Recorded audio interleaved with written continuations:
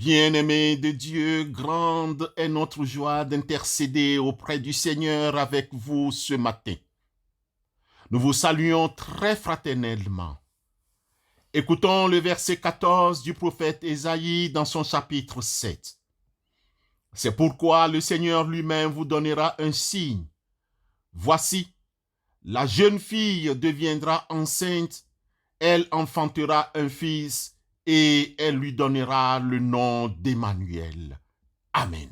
Aujourd'hui, le roi des cieux, au milieu de la nuit, voulut naître chez nous de la Vierge Marie, pour sauver le genre humain, l'arracher au péché, ramener au Seigneur ses enfants égarés.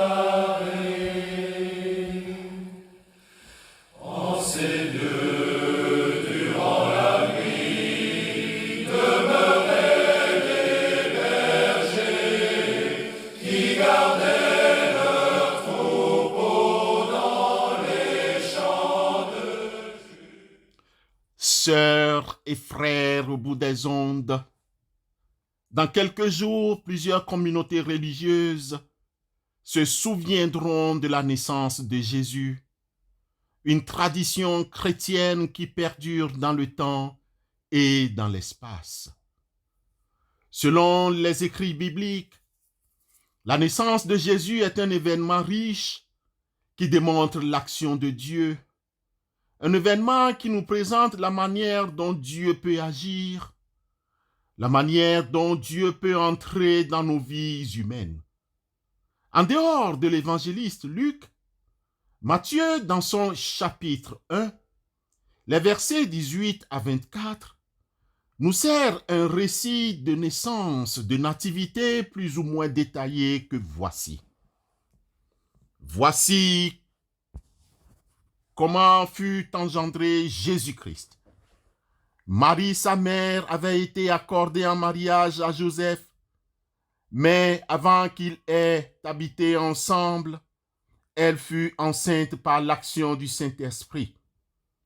Joseph, son époux, qui était un homme juste et ne voulait pas la dénoncer publiquement, décida de la renvoyer en secret. Comme il avait formé un projet, voici que l'ange du Seigneur lui apparut en songe et lui dit : « Joseph, fils de David, ne crains pas de prendre chez toi Marie, ton épouse, puisque l'enfant qui est engendré en elle vient de l'Esprit Saint. Elle enfantera un fils et tu lui donneras le nom de Jésus, c'est-à-dire le Seigneur sauve, car c'est lui qui sauvera son peuple de ses péchés. Tout cela est arrivé pour que soit accomplie la parole du Seigneur prononcée par le prophète. Voici, la Vierge concevra et elle enfantera un fils. On lui donnera le nom d'Emmanuel qui se traduit Dieu avec nous. Quand Joseph se réveilla, il fit ce que l'ange du Seigneur lui avait prescrit. Il prit chez lui son épouse. Matthieu chapitre 1, versets 18 à 24. Bien-aimés dans la foi, dans ce récit de la naissance de Jésus, ni le jour, ni l'année ne sont pas précisés. En général, les historiens situent la naissance de Jésus dans les dernières années du règne d'Hérode le Grand, cité dans l'Évangile selon Matthieu et Luc. Au IIe siècle de notre ère, la démarche patristique recherche avec précision une date relative à la naissance de Christ. Ainsi, celle du 25 décembre fut fixée vers l'année 300 par Rome. L'objectif est de christianiser les rites issus de la culture populaire. Bien-aimés dans la foi, nous abordons une vérité historico-religieuse qui n'enlève rien à notre foi en Christ. Dans le texte biblique du jour, à savoir le récit Matthéen chapitre 1, les versets 18 à 24, nous retenons sans risque d'être démentis que Joseph était fiancé à Marie. Marie, pendant les fiançailles, se retrouve enceinte. Cette situation est conforme à la prophétie d'Ésaïe chapitre 7, le verset 14, qui nous dit « C'est pourquoi le Seigneur lui-même nous donnera un signe. Voici, la jeune fille deviendra enceinte, elle enfantera un fils et elle lui donnera le nom d'Emmanuel. » Néanmoins, chers frères et sœurs, Joseph se pose des questions humaines parce qu'il aime Marie. Secrètement, Joseph prend la décision de la répudier. Quelle résolution! Il a fallu l'intervention de l'ange, ange envoyé par Dieu pour convaincre Joseph en ces termes. « Joseph, fils de David, ne crains pas de prendre avec toi Marie, ta femme, car l'enfant qu'elle a conçu vient du Saint-Esprit. » Joseph accepte la situation de la conception de Marie. Il obéit à la volonté de Dieu. Pour nourrir notre foi, retenons 3 éléments indéniables dans ce récit.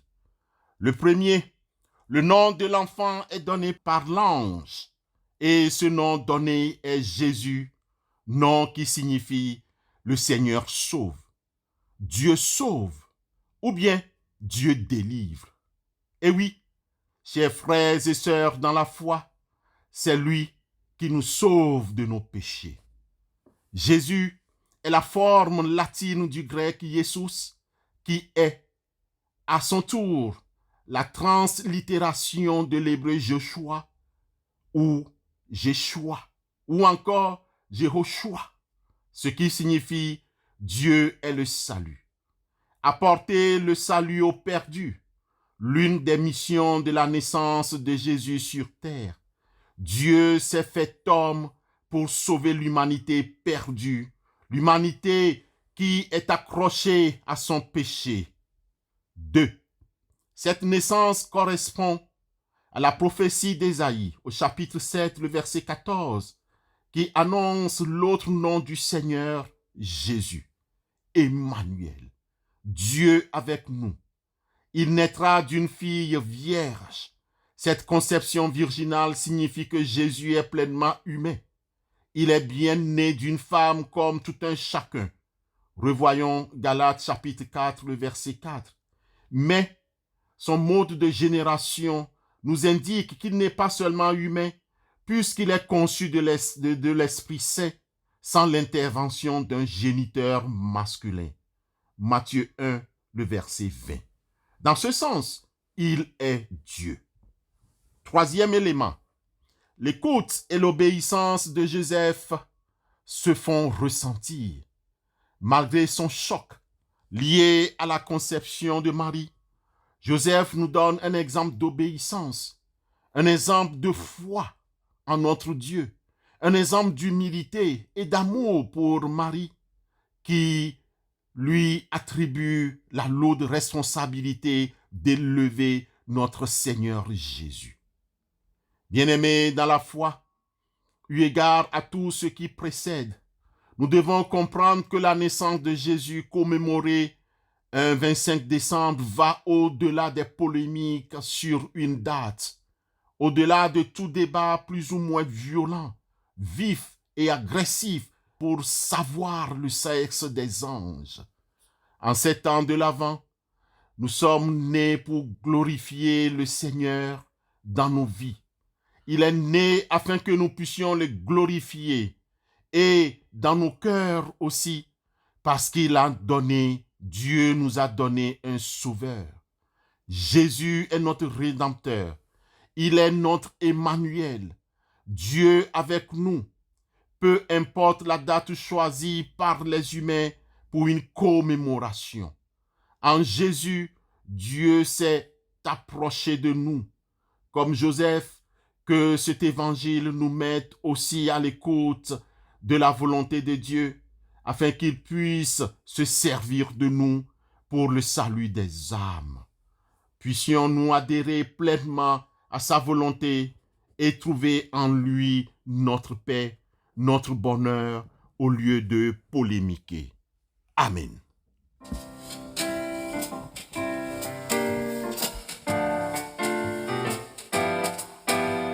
Mary had a baby. Mary had a baby. Yes, Mary had a baby. Mary had a baby. Mary had a baby. What did she name him? My Lord. What did she name him? Yes, my Lord. What did she name him? What did she name him? What did she name him? My Lord. Well, she named him King Jesus. Named him King Jesus. Named him King Jesus.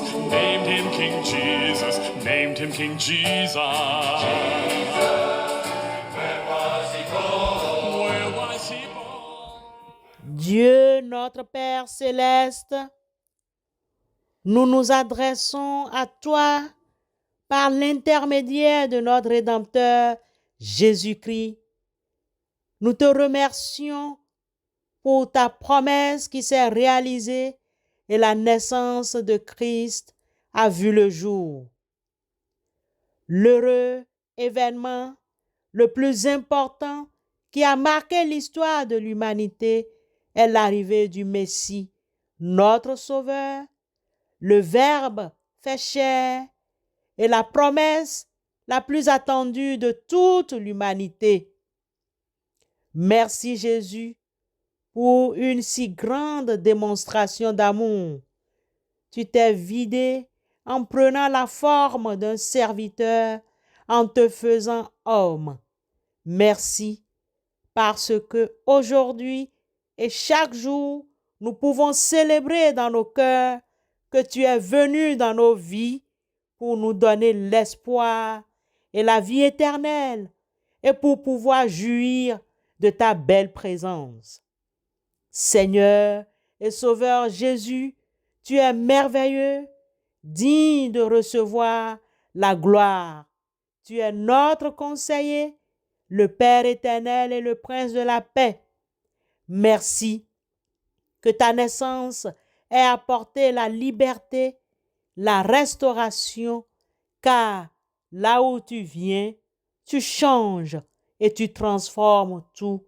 Au nom de Jésus, Éternel des armées, accepte et écoute nos requêtes.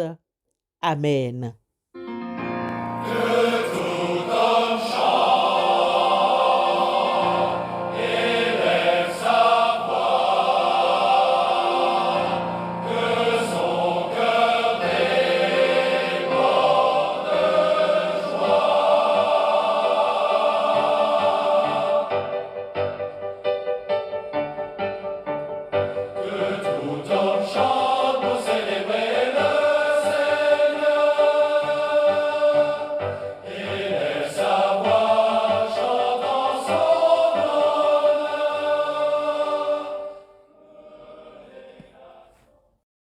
Avant de nous séparer, bien-aimés dans la foi, recevons la bénédiction de la part de notre Dieu. Que l'Éternel te bénisse et te garde. Que l'Éternel fasse briller son visage sur toi et t'accorde sa grâce. Que l'Éternel se tourne vers toi et te donne la paix. Amen.